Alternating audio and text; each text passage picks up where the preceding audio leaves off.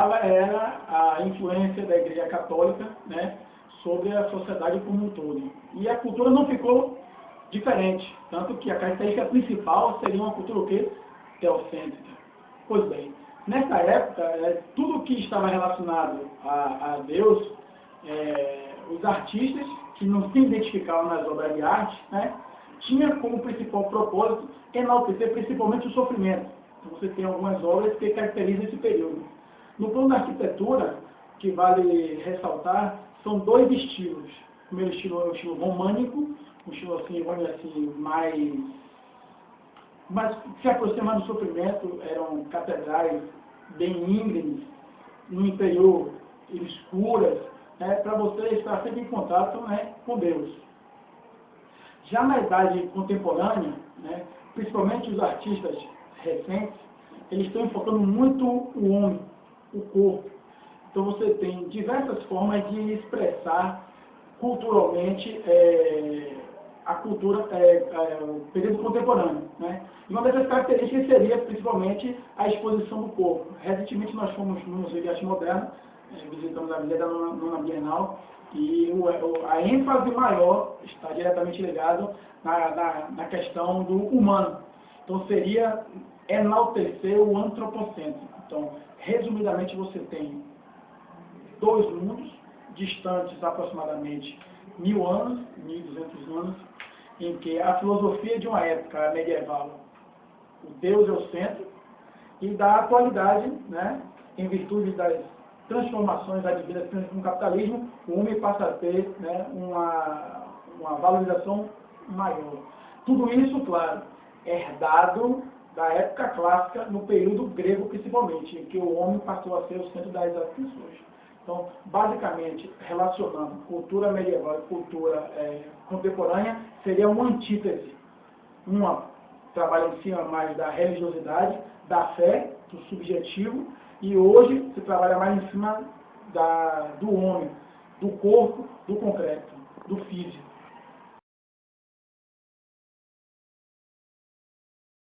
Um paralelo assim que, por exemplo, a arte medieval é considerada como a arte das trevas, a Idade Média em geral.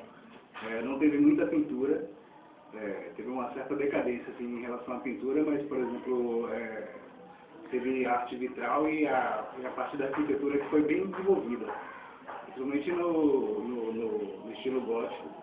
Era bem desenvolvido, onde se faziam igrejas cada vez maiores, por exemplo, eles tinham assim, o intuito de alcançar o céu. Então essa arquitetura era bem grande mesmo.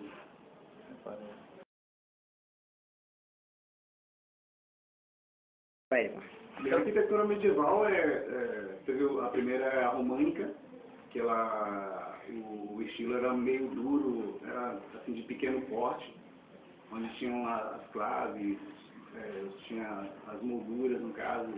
Já a arte gótica, ela consegue crescer mais através de alguns elementos que são incorporados na arquitetura, que faz com que essa arquitetura ela fique mais leve no caso.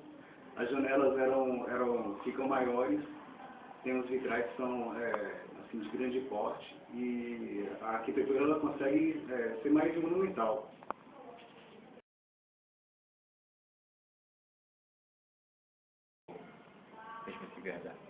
Hoje em dia, no caso, acho que é a parte da arquitetura mesmo, que a pintura, no caso, foi assim, bem fraca.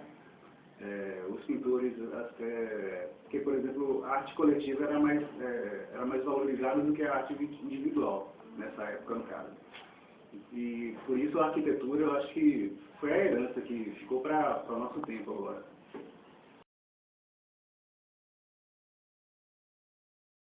O trovadorismo foi um período bastante importante para a nossa literatura. Isso porque alguns textos ainda hoje são baseados na perspectiva da época. O trovadorismo, como o nome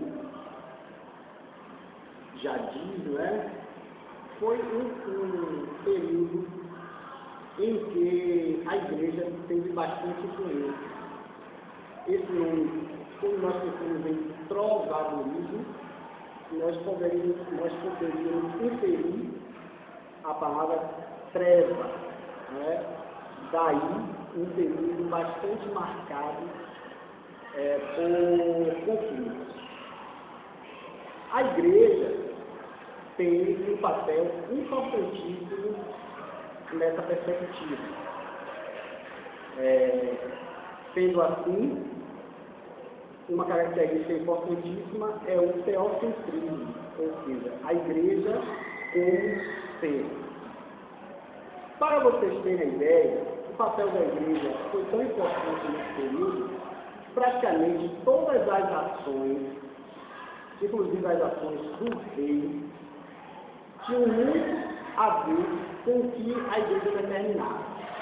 Agora, o que é mais importante para nós, produtores de texto, tanto texto oral como texto escrito, é a herança em relação aos textos produzidos na época e que nós ainda fazemos isso. No trovadorismo, 2 textos eram bastante importantes. São eles as cantigas líricas e as cantigas satíricas. Nas cantigas líricas, tinha 2 tipos: as cantigas de amor e as cantigas de amor. Para exemplificar essas 2 modalidades de música, hoje nós ainda temos representantes delas, a exemplo de Caetano Veloso e Chico Buarque. Na verdade, eles não fazem músicas trovadorescas. Eles são trovadores, não é? Mas nas músicas deles nós percebemos algumas características. O outro estilo são as cantigas satíricas. Um exemplo bastante enfático para essa modalidade de música é o nosso conhecidíssimo Juca Chaves. Porque ele faz cantigas picantes, fazendo críticas à política, fazendo crítica ao sistema. Os alunos resistem muito em estudar os textos trovadorescos. Isso porque a linguagem é bastante difícil, porque não era o português falado, era o aluno português, em que tinha uma mistura de línguas, né? A língua portuguesa e a língua espanhola.